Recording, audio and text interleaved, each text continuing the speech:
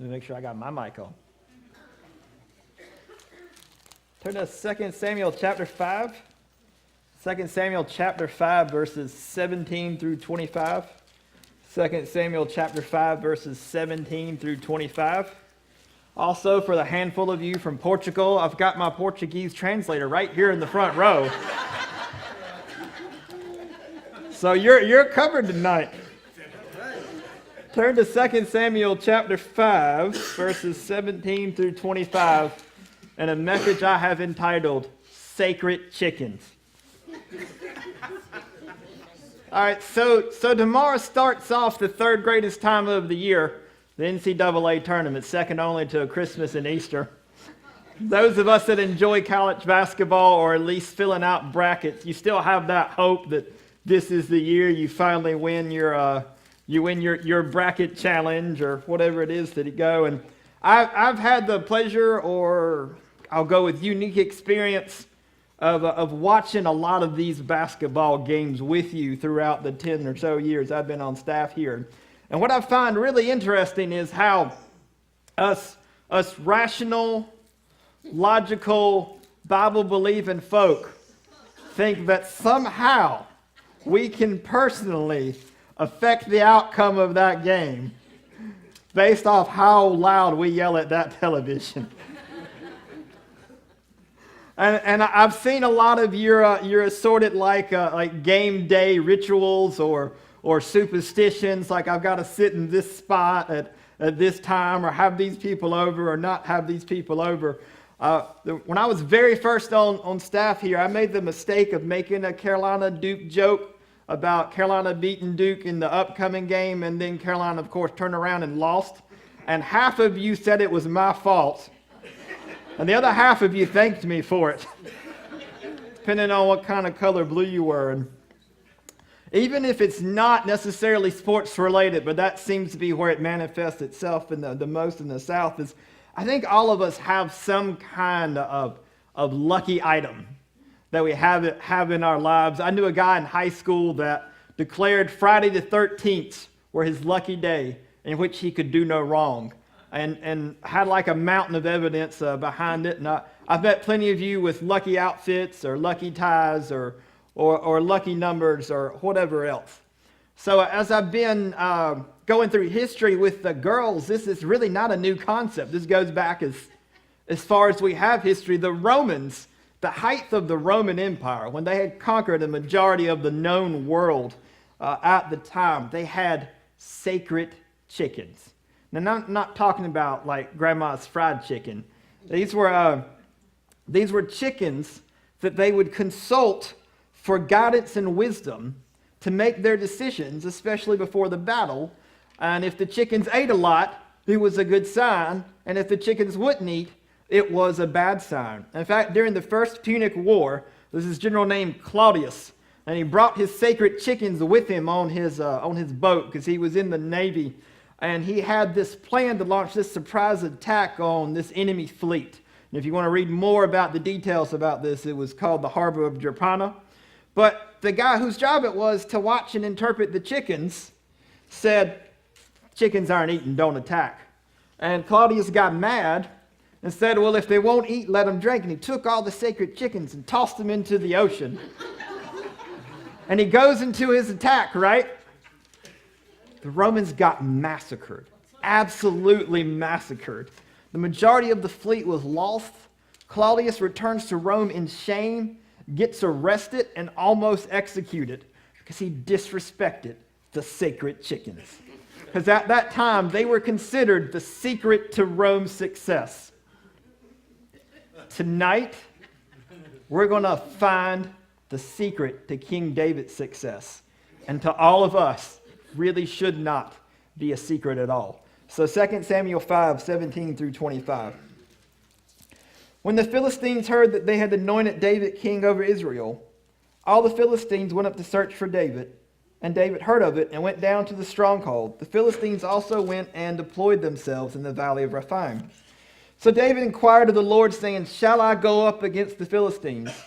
Will you deliver them into my hand? And the Lord said to David, go up, for I will doubtless deliver the Philistines into your hand. So David went to Baal-perazim, and David defeated them there. And he said, "The Lord has broken through my enemies before me, like a breakthrough of water."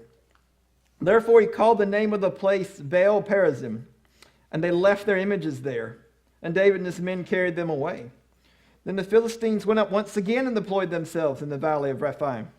Therefore David inquired of the Lord, and he said, "You shall not go up, circle around behind me, and come upon them in front of the mulberry trees.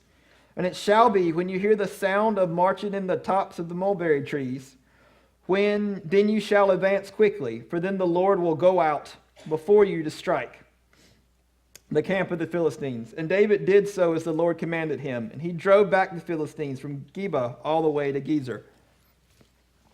Completely unrelated side note, I know my right eye is twitching more than usual. We're having to switch insurance, so thus I have to switch neurologists. So this will be the new normal for about 4 months. So that's just a little side note there. And so what's going on with David? David's now king, and he is the king of all of Israel. He finally won that 7-year-long civil war that started after the death of Saul, in which part of Israel lifted up one of Saul's remaining sons, and then Judah decided to back David, and that went on for years, and Israel's now unified. David set up a brand new capital. He finally took back Jerusalem from the enemies that had held it for hundreds of years. He also has had several military victories. He has poured a lot of time, money, and resources into building a proper capital for Israel, and he's restoring that city that had been in the hands of the enemies for so long. And part of that would have been tearing down shrines, and removing pagan idols, and rebuilding things to the glory of the Lord. And see, all this success is not going unnoticed. And when you're at the top, there's some people that love you because you are so successful. Those people are not in the majority.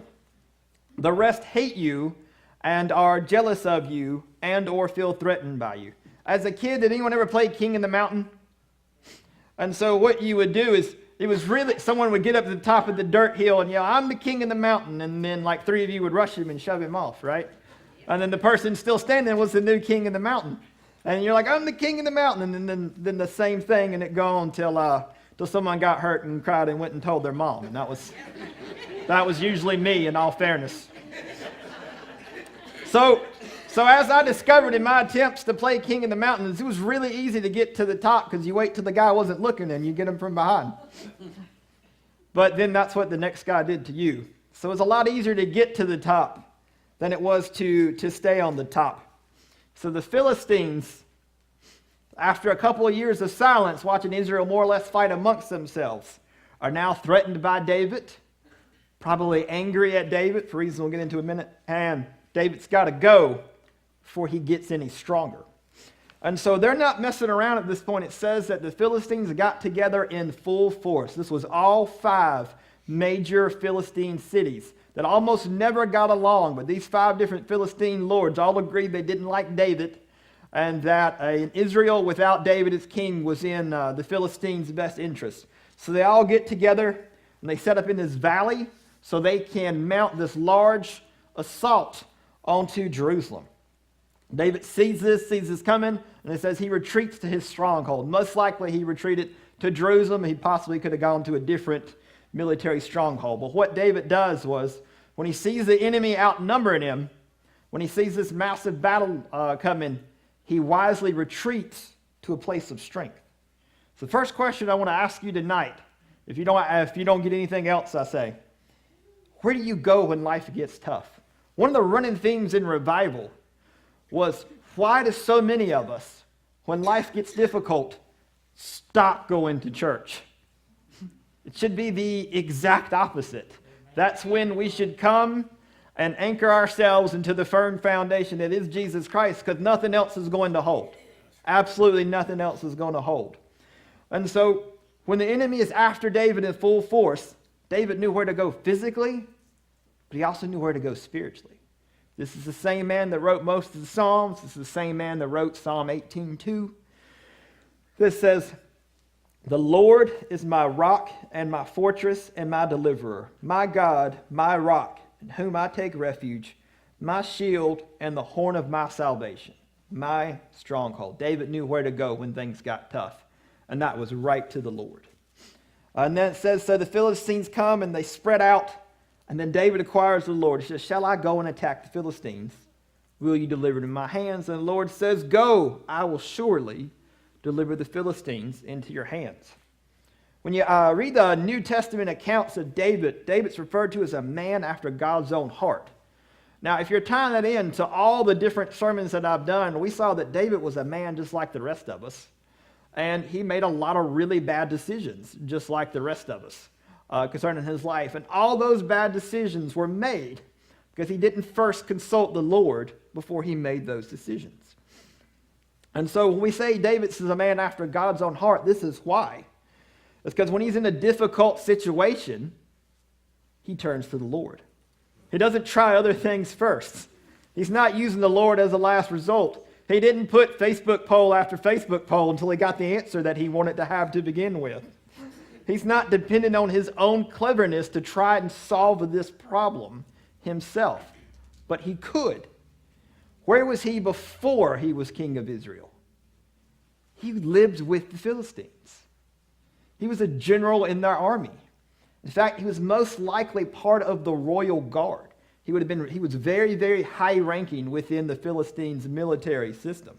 And he lived with them and fought with them and dined with them for 18 months. So he knew the army, he knew their leadership, he knew their tactics, he knew their strategy, he knew their strengths and weaknesses. He could have taken all this wisdom that he had, so to speak, and used it to come up with a clever plan. But he never once considers attacking the Philistines without the Lord's guidance. And so he goes as the Lord says, and he defeated them.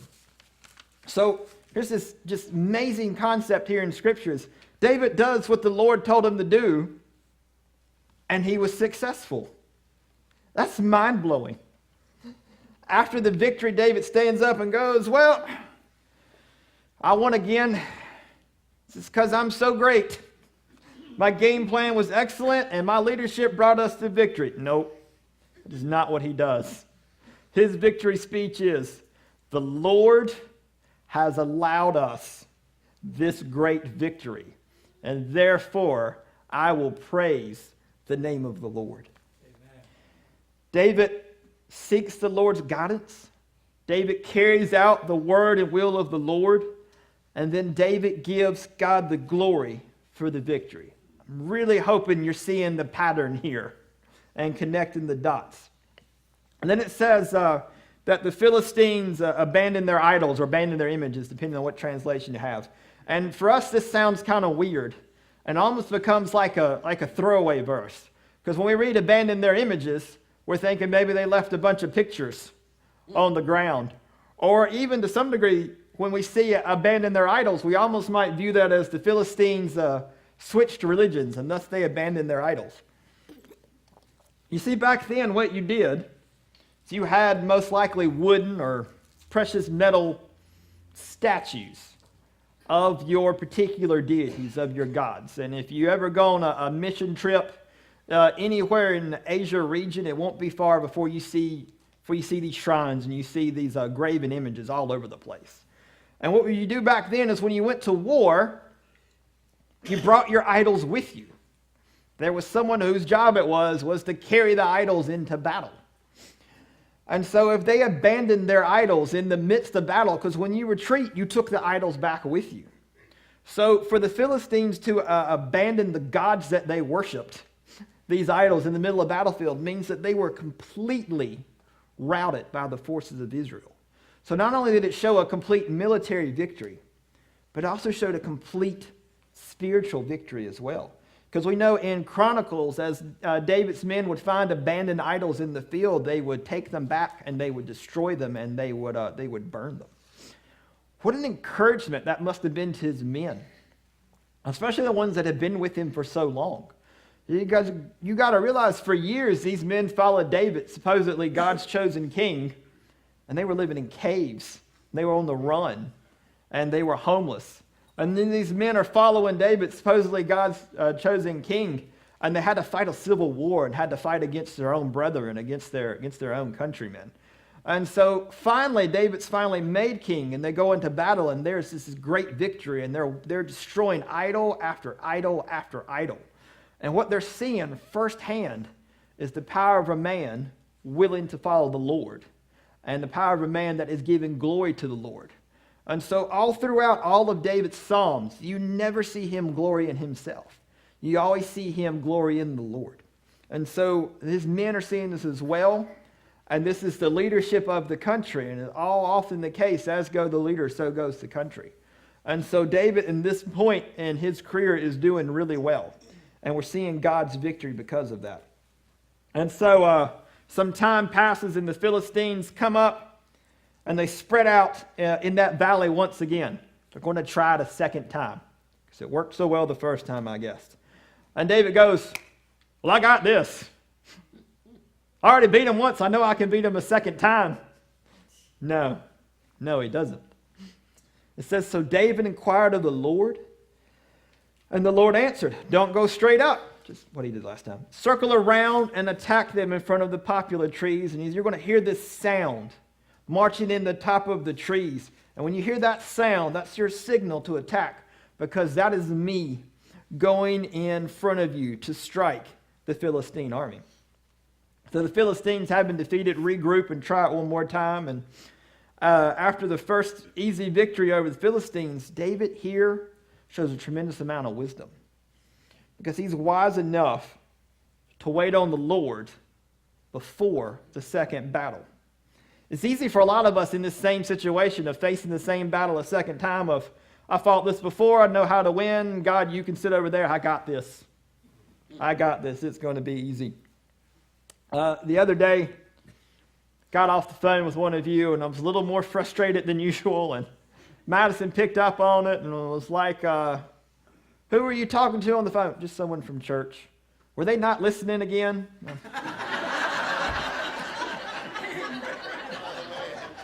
Because children are observant, right? And I'm like, yeah, and she goes, so you're kind of angry? Yeah, a little bit, it's a little frustrating. And so I came up with an analogy to try to explain it to her. And Madison's 8, going on about 18. And she's very, very helpful when she wants to be around the house. And so one of her chores in the morning is more or less fixing everybody breakfast. Now, she's not doing like the men's breakfast with bacon and eggs and everything. But cereal, toaster oven stuff, microwave stuff, that's kind of her responsibility. And she does a good job with it. And one of the things she's kind of graduated into is the muffin mix. The little Martha White muffin mix, which is basically, muffin mix and milk, and then stir it up and put it in the pan, and then I'm in charge of taking it in and out of the oven. And I said, so she's done this enough, because she does it about once a week. She's done this enough, she's got everything memorized as what she needs to do. I go, Madison, how you make muffins? And so she spouts out all the details. I said, okay, so you're really good at that. You're the best muffin cooker in the house. And she's like, yeah, I do it the most. I said, okay. And it's like, and we've all enjoyed your muffins. It's nice at breakfast to have chocolate chip or blueberry muffins or whatever. Okay, let's say I call you one day. And I say, Madison, your muffins are so good. Can you tell me how to do this over the phone? And you give me all the details. And then I call you back. And I go, Madison, the muffins didn't work right. What you said didn't work. And you go, what did you do? Well, I put the mix in the bowl and then put it in the cups and then put it in the oven. She goes, well, you left out the milk. Well, I don't like milk. But the recipe calls for milk, but I don't like to drink milk. And she goes, but it's not going to work if you don't put milk in there. What if I put Coke in there? I like Coke. And we just keep running with it. Now let's say I do this every single day and I get mad at you because the muffins didn't come out right, but it's specifically because I didn't want to put milk in there, or I didn't want to set the right temperature, or I didn't want to leave them in there long enough. She goes, that'd be really angry, and I'd hang up on you.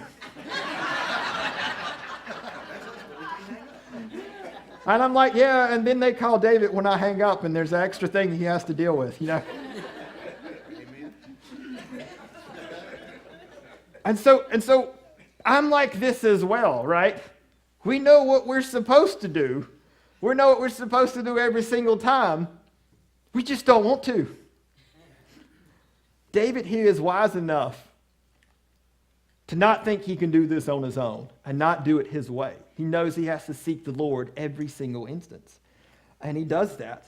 And God directs David differently this time.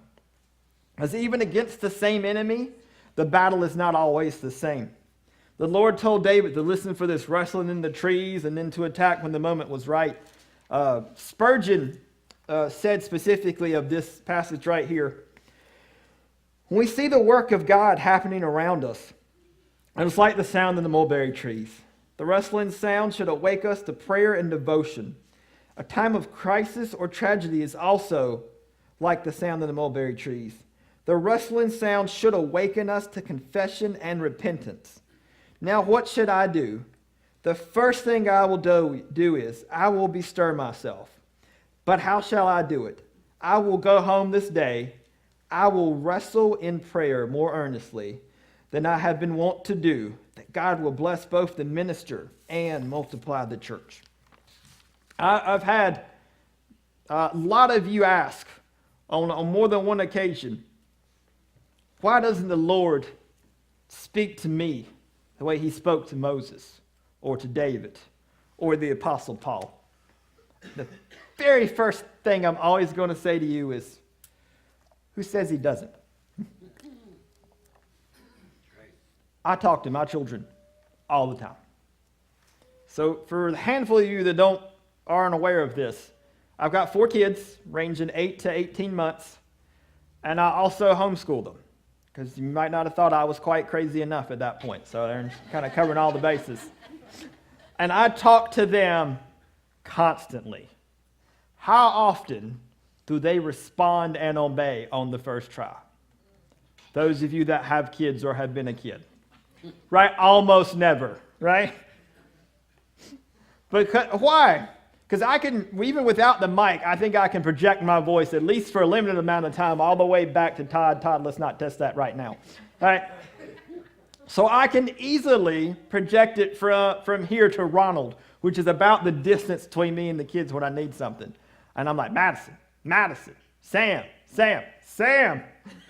Yes, Daddy. I didn't hear you. Why didn't they hear me? They were distracted. They were in a book, or they were playing with toys, or they were looking at a screen, or they were too busy fighting over something amongst themselves. When do they initiate a conversation with me? More often than not, that sentence starts with, Daddy, can I have? Fill in the blank. Can I have some cookies? Can I have this? Can I have that? Can you buy me this on Amazon?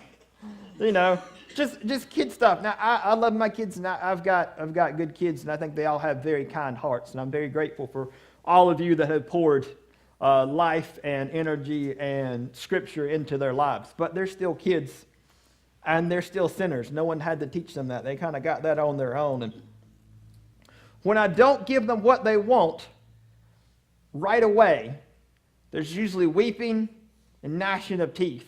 And I've learned the different pouting signs. Sam is still 5, and he's still honest with me. And he goes, I'm mad at you, Daddy. And I actually appreciate the directness. Anna gets quiet and won't talk to me and gives me the silent treatment. Madison just rolls her eyes. And will obey, but it's that I'm going to obey in the most sarcastic way possible that she learned from her daddy.